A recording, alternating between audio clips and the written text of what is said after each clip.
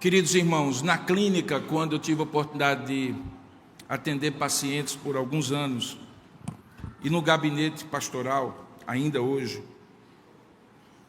é relativamente comum as pessoas chegarem com seus problemas, que são comuns a cada um de nós, em casa, situações financeiras ou de outro tipo, e em alguns momentos descreverem o estado em que elas estão, as emoções em que elas estão, dizendo assim: eu estou muito triste, pastor. Eu costumo dizer que emoção, para se tornar sentimento, ela tem que ter nome e tem que ter sobrenome. Emoção é aquilo que fisicamente, psicologicamente, a gente expressa diante de um estímulo externo. A gente ri quando tem motivos externos para rir, se sente alegre com isso. A gente fica triste quando vê cenas ou situações que nos entristecem. Mas até o momento em que uma emoção tem nome de sentimento, ela precisa ter nome e sobrenome. Vou dar um exemplo. É comum as pessoas dizerem assim: estou triste. E eu perguntar para elas assim: explique melhor essa sua tristeza. E aí eu descubro que à medida em que a pessoa vai explicando, ela não está triste apenas, ela está triste porque está entediada. Tédio é um tipo de tristeza, mas ela é diferente da tristeza que a gente sente quando se sente impotente, por exemplo. É diferente da tristeza que a gente sente quando a gente se sente decepcionado com algo ou com alguém. Tanto é que tem um nome específico: frustração. Então o nome da tristeza tem um sobrenome. E quando a gente consegue entender o que a gente está sentindo e por que a gente está sentindo, meio caminho está andado. Porque é muito comum que quando uma emoção como a tristeza, como a raiva, como o medo, começa a tomar o coração, principalmente quando são essas emoções mais básicas e emoções negativas, a gente fica tão tomado por ela, que aquilo chega até mesmo a descer ao corpo, de maneira psicossomática, tomar o nosso corpo de dores, que já não são mais dores emocionais, são dores físicas mesmo. Então é preciso saber o nome, é preciso saber o sobrenome do que você está sentindo, para que algo possa ser feito. O livro de Isaías tem uma parte dele, que conta um pouco do que estava acontecendo nas emoções coletivas que aquele povo estava passando. Isaías tem 66 capítulos, e do capítulo 1 até o capítulo 39, quem está estudando na escola bíblica dominical o livro de Isaías sabe disso. É uma emissão de uma série de juízos que Deus tinha para com o seu povo por conta da desobediência deles, e que implicaria possivelmente num exílio, num cativeiro que aconteceria na Assíria e na Babilônia, como disciplina de Deus. Isaías e outros profetas deixaram claro que não tinha como escapar, que assim como o pai disciplina o filho que ama, Deus disciplinaria a seu povo. Não era uma punição, era uma disciplina. A grande diferença é que quando a gente é punido, a gente é castigado. O propósito é punir. Mas quando a gente é disciplinado, a gente começa um processo de restauração. Toda disciplina visa a restauração. E para isso é preciso, primeiro, que a dose amarga seja plenamente compreendida. E o povo naturalmente compreendeu isso, porque tudo aquilo que o profeta Isaías dizia e que ficou registrado em 39 capítulos era realmente muito pesado. E o povo se entristeceu. E junto com a tristeza se abateu. E junto com o abatimento se revoltou. E junto com a revolta se sentiu impotente diante das circunstâncias. E junto com a impotência, em algum momento se sentiu magoado com Deus. E diante da mágoa de Deus, quebrou-se a confiança do povo em relação a Deus, embora Deus não desse motivo nenhum para isso. É então que o livro tem uma grande virada a partir do capítulo 40, em que Deus começa a dar palavras de conforto e de consolo. Mas da mesma maneira como é preciso entender que a tristeza tem sobrenome, é preciso também entender que o conforto e o consolo têm que ter bons fundamentos e bons sobrenomes. E é exatamente sobre isso que eu gostaria de ministrar nessa manhã. Como Deus conforta o coração da gente quando Ele nos disciplina ou quando passamos por situações difíceis. Eu gostaria de ler com você no livro de Isaías, capítulo 40, a partir do verso de número 28 e ir até o verso 30. Mas eu gostaria que, além de ler esses 3 versículos, você permanecesse com a Bíblia aberta diante de você, porque é possível que nos versículos anteriores eu vou precisar mencionar algo que está escrito aqui. Veja então Isaías capítulo 40, a partir do verso 28. Diz assim a palavra de Deus: não sabes, não ouviste que o eterno Deus, o Senhor, o Criador dos fins da terra, nem se cansa, nem se fadiga? Não se pode enquadrinhar, ou esquadrinhar, melhor dizendo, o seu entendimento.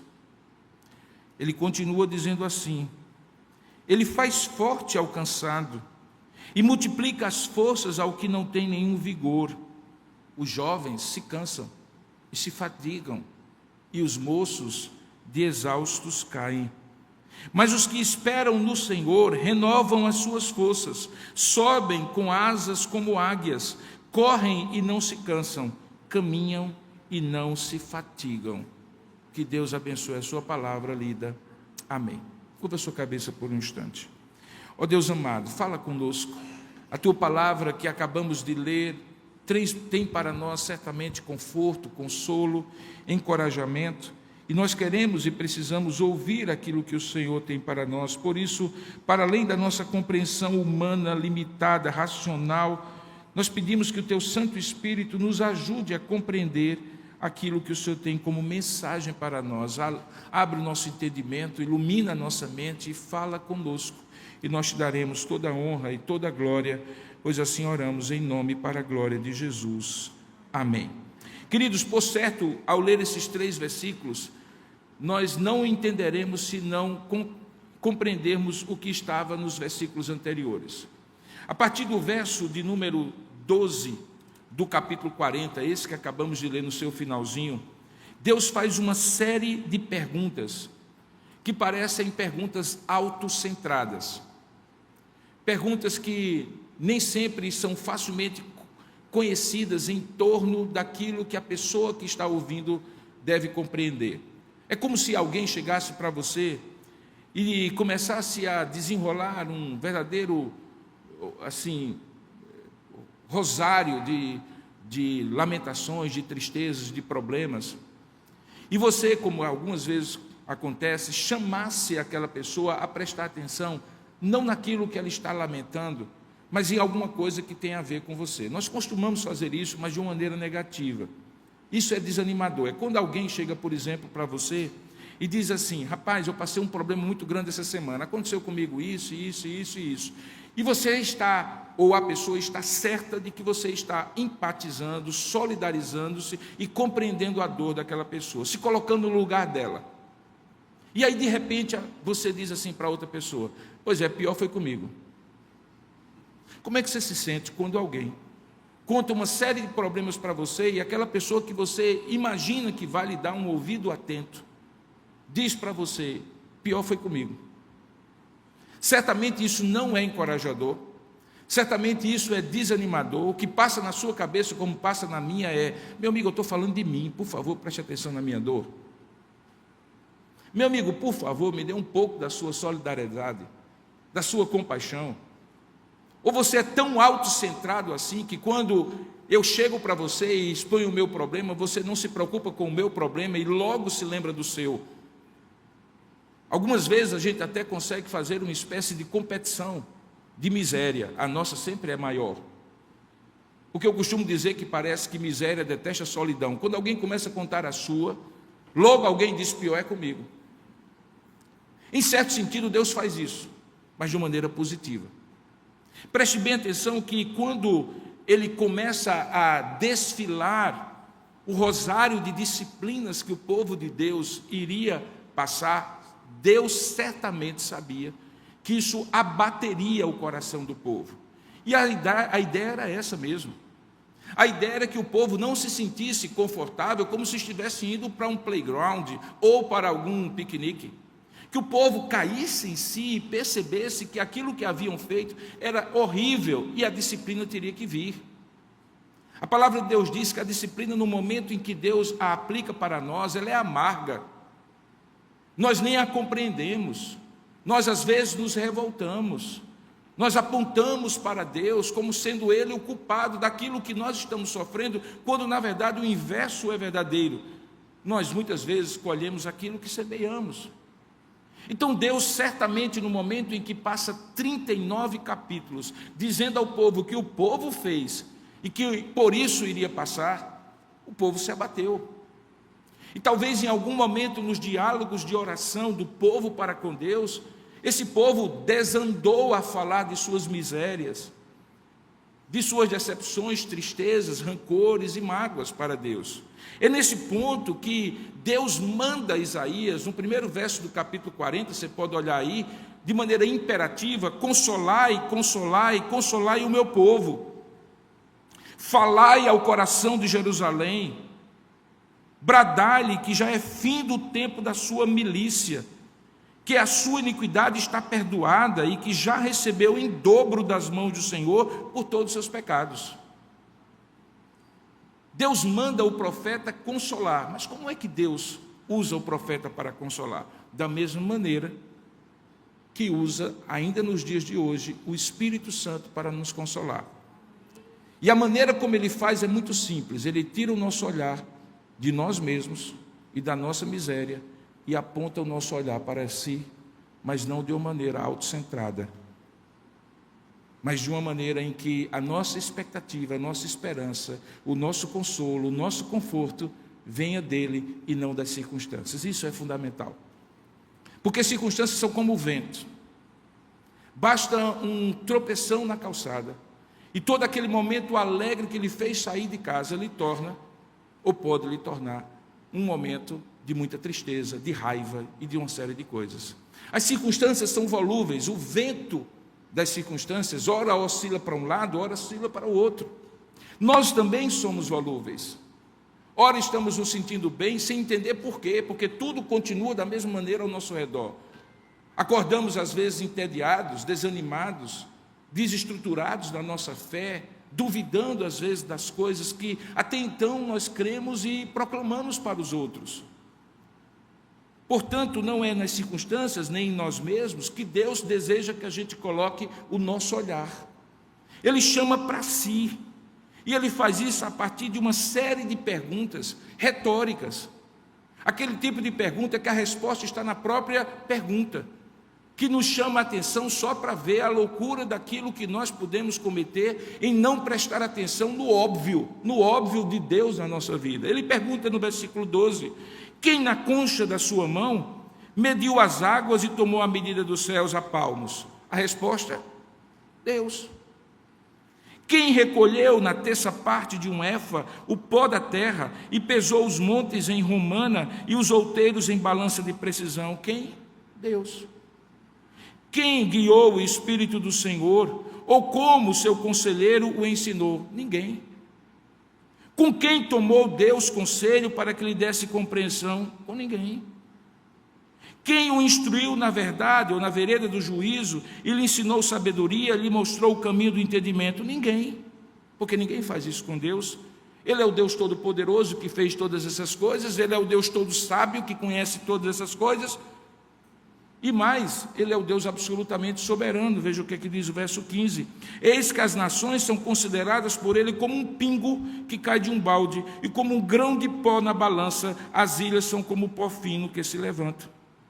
A partir daí ele vai desfilando uma série de perguntas e de questionamentos para chamar o povo à realidade, para dar um choque de realidade àquele povo que, tomado pela sua tristeza, pela sua mágoa por aquilo que haveria de passar, talvez se perdesse na sua própria tristeza, na sua própria mágoa, e não encontrasse razão para o consolo que Deus certamente tinha para eles.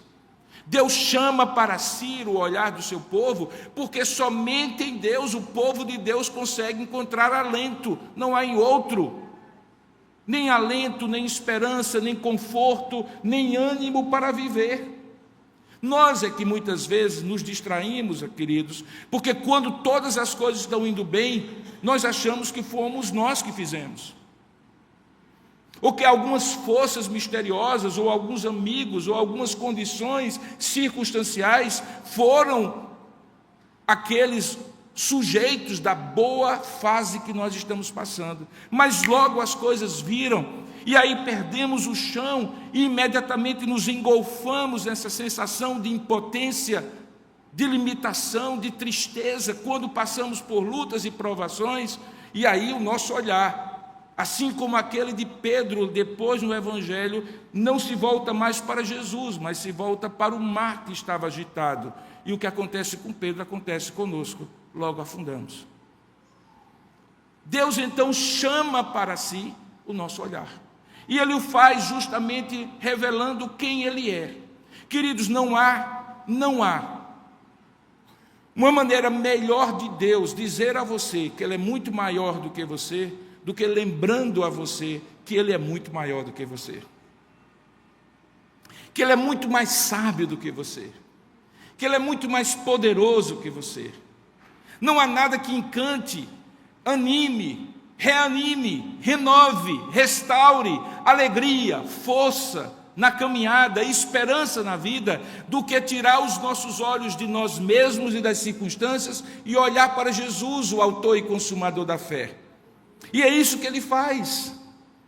Ele faz uma série de perguntas para que a resposta óbvia nos leve a dizer assim: ué, mas então se eu tenho um Deus desse, por que eu estou triste? Ué, mas se esse Deus diz que todas as coisas são como para Ele um pingo, e que Ele estava aqui desde toda a eternidade, Ele se chama a si mesmo de o Eterno, o que é a minha vida de 70, 80, 90 anos, para quem é velho a esse ponto de ser chamado de eterno? O que são minhas limitações, minhas tristezas circunstanciais, para esse que é Senhor do tempo e da história, como Ele mesmo se coloca? Veja, quando éramos crianças e nós íamos atravessar uma rua, bastava uma coisa: que a mão do nosso pai ou da nossa mãe, firme e segura, nos guiasse até o outro lado. Em algum momento da nossa trajetória, nós achamos que tínhamos que atravessar a rua sozinhos. E algumas vezes dá certo atravessar a rua sozinho, mas em algumas vezes somos atropelados pela vida e mal sobrevivemos.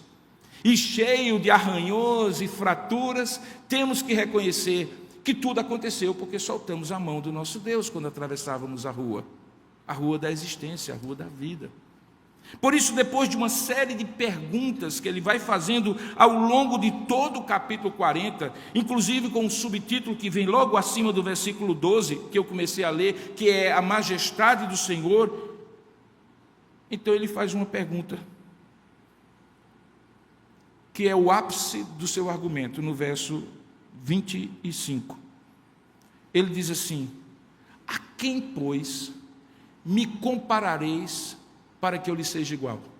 Diz o santo. Me responda aí. Quem, na sua experiência pessoal, em qualquer momento da sua vida, você teve condição de comparar, esse aqui é igual a Deus? Quem? Quem? Por óbvio, a resposta seria ninguém. A ninguém eu posso comparar para que ele seja igual, diz o Senhor. E aí ele dá uma ordem: levantai ao alto os olhos e vede. Levantai ao alto os seus olhos e vede. Na linguagem que o salmista já havia usado, eleva os meus olhos para os montes, de onde me virá o socorro? E ele mesmo responde: o meu socorro vem do Senhor, do Altíssimo, do Eterno, do Deus Todo-Poderoso, do Senhor dos Exércitos, que fez os montes, e fez os céus, e fez o universo, e fez a minha vida. Perceba, querido, ele está chamando você para olhar para Ele, e não para a água revoltosa, não para a disciplina onde talvez você esteja sendo submetido, não para as lutas que você batalhou e perdeu, não para a sua tristeza, nem para a sua autocomiseração, nem para o seu ensimesmamento emocional, que faz com que você se sinta dodói e cheio de mimimis emocionais e espirituais, ache que a vida está perdida. A Bíblia diz para você: levantai os olhos e vede. Quem criou essas coisas? Ele responde: é aquele que faz sair o seu exército de estrelas, todas bem contadas, as quais ele chama pelo nome. Se Deus chama estrela pelo nome, querido, significa que ele particulariza e singulariza cada coisa que ele cria. Eu escuto aqui um eco daquele sermão maravilhoso que Jesus pregou, quando disse assim: não andeis ansiosos de coisa alguma, quanto ao que haveis de comer, beber ou vestir. Vejam as aves dos céus. Aqui eu acrescentaria: vejam as estrelas dos céus. O Altíssimo conhece cada uma pelo nome. Vede os pardais, os lírios do campo. Se eles não trabalham nem fiam, mas nenhum deles se vestiu de maneira tão majestosa, nem mesmo Salomão em toda a sua glória. Se eles não trabalham nem realizam nada, e o Senhor não lhes deixa passar necessidade. Ele diz aqui: ele faz sair o seu exército de estrelas, todas bem contadas, as quais ele chama pelo nome, por ser ele grande em força e forte em um poder. Nenhuma só dessas estrelas vem a faltar. Porque, pois, dizes, ó Jacó, Jacó era o outro nome de Israel, porque dizes e falas, ó Israel, o meu caminho está encoberto ao Senhor, o Senhor não está nem aí comigo, o meu direito passa desapercebido ao meu Deus, eu sou um cachorro de mudança, perdido na vida. É aí que vem o texto que nós lemos. Não sabes, não ouviste, que o eterno Deus, o Senhor, o Criador dos fins da terra, você não, mas Ele não se cansa. Você não, mas Ele não se fatiga. A fonte do nosso ânimo não está em nós, queridos. Deus nos criou para sermos dependentes dEle, para nunca soltarmos as mãos, mesmo que estejamos crescidos na vida. Deus nos chamou para, junto a Ele, segurar na sua mão. Porque, pois, dizes, ó Jacó, e falas, ó Israel, o meu caminho está encoberto ao Senhor, o meu direito passa despercebido ao meu Deus, eu sou como alguém que Deus não cuida. Ele responde, irmãos: não sabes, não tendes ouvido antes, que o Senhor é aquele que é o Criador dos fins da terra. Você não, Ele não se cansa, você não, Ele não se fatiga. E mais, além de ter todo o poder, Ele tem todo o conhecimento prévio, porque decretou todas as coisas, ao ponto de alguém dizer: não se pode esquadrinhar o seu entendimento.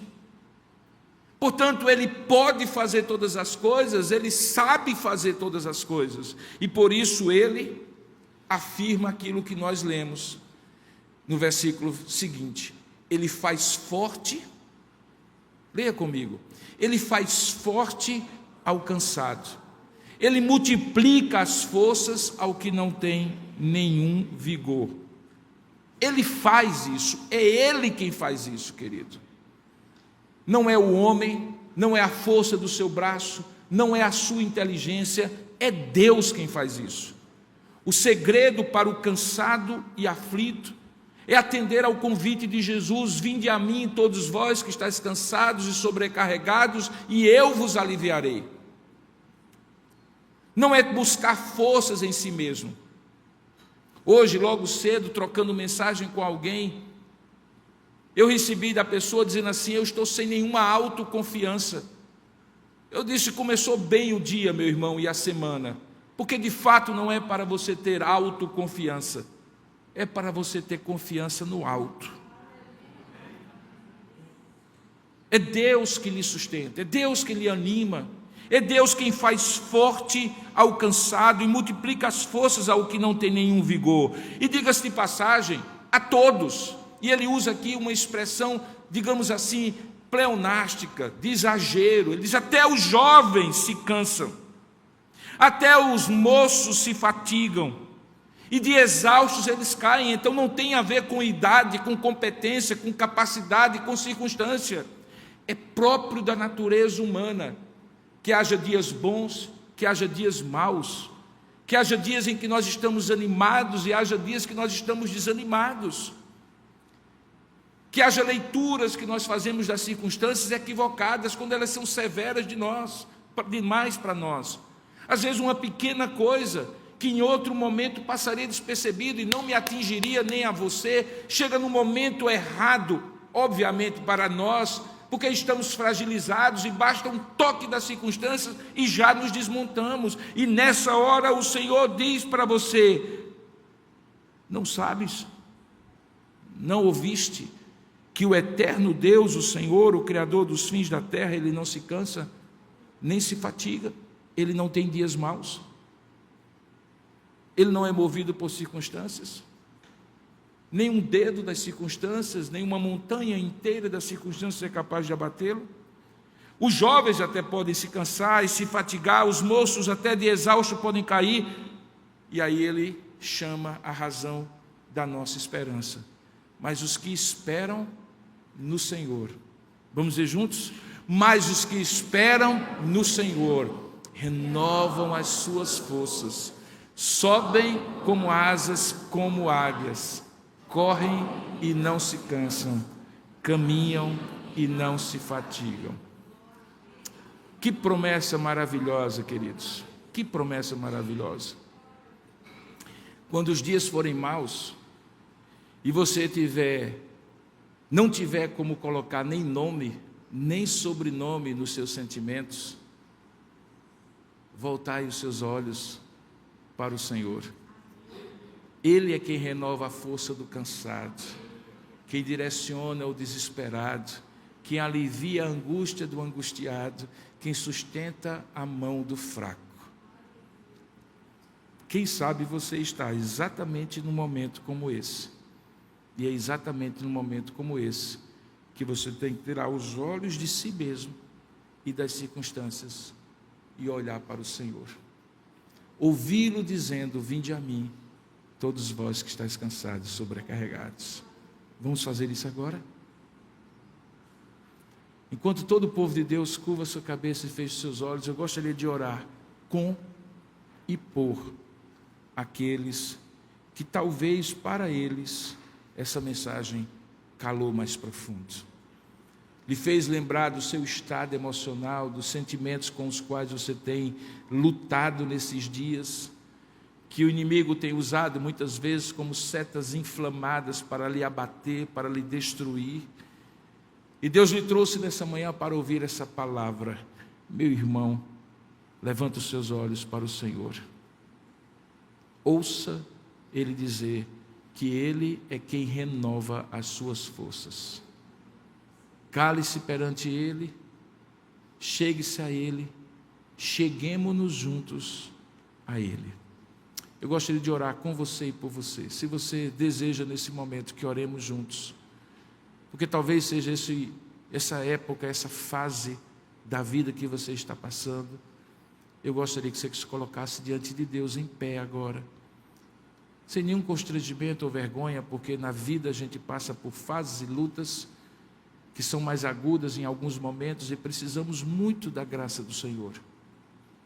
Enquanto todo o povo de Deus ora um pelo outro, eu quero orar por você, meu querido irmão, minha querida irmã.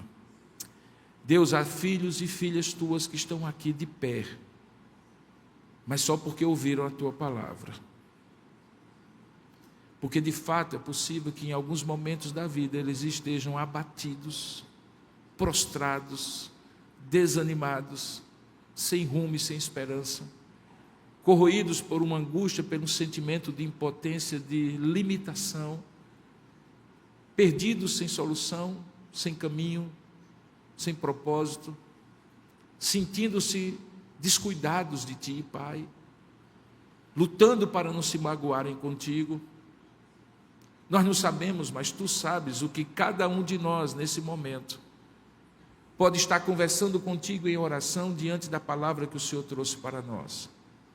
Mas eu sei, Pai, e eles sabem também, que agora é a hora de levantar os olhos, não com as próprias forças, mas ouvindo o Teu chamado: vinde a mim, você que está cansado, sobrecarregado. Pai, nós estamos indo a Ti. Nós estamos indo como Teu povo, como Tua igreja, como Teu povo aqui. Estamos dizendo: Pai, tenha misericórdia de nós. Sustenta a nossa vida. Alenta a nossa alma. Pai, renova as nossas forças. Coloca-nos de pé, com clareza, Pai, daquilo que podemos contar contigo. Pai, nos traz à memória o que pode nos dar esperança. É que as misericórdias do Senhor se renovam a cada manhã e elas são a razão de não sermos consumidos. Que depois de uma noite de choro venha o amanhecer na alegria e na celebração do Senhor. Se essa noite está longa, sustenta a vida daqueles que estão sem esperança de chegar ao raiar do novo dia. Segura, renova. Ajuda-nos como Teu povo, Pai, em nome do Senhor Jesus, a não olhar para nós mesmos, não olhar para as circunstâncias, nem para pessoas, porque o braço do homem é curto e é fraco, mas o Teu braço é todo poderoso e sábio. Tu fazes infinitamente além daquilo que pedimos ou pensamos. Por isso sustenta, ó Pai, a nossa vida. Sustenta a vida de cada filho Teu que está de pé, porque o Senhor levantou nessa hora, para que continue de pé, para prosseguir nessa caminhada, confiando que o Senhor foi quem mandou: consolai o meu povo. Que nós saiamos daqui nesta manhã consolados e confortados pelo Senhor, de maneira sobrenatural, independentemente das circunstâncias terem ou não mudado de imediato. Que o nosso olhar esteja em Ti e que possamos caminhar altaneiramente sobre e apesar das circunstâncias. É assim que nós te oramos, em nome e para a glória do Senhor Jesus. Amém e amém. Deus abençoe. Pode sentar, irmão.